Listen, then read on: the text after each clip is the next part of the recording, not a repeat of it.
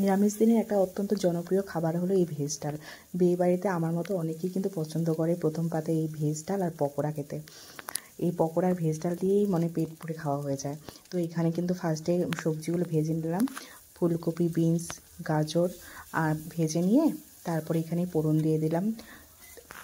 ফোড়ন করে তারপরে দিয়ে দিলাম হলো আদা কুচি, জিরে ফোড়ন দিয়েছি আর আদা কুচি দিয়েছি, আর এখানে দিয়ে দেবো কাঁচা লঙ্কা দিয়ে ভালো করে ভেজে নেব।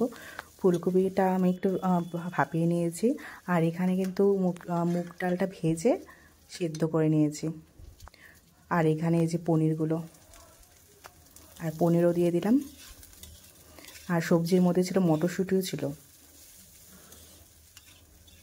সব কিছু একসাথে ভেজে টেজে নিয়ে নিয়েছি।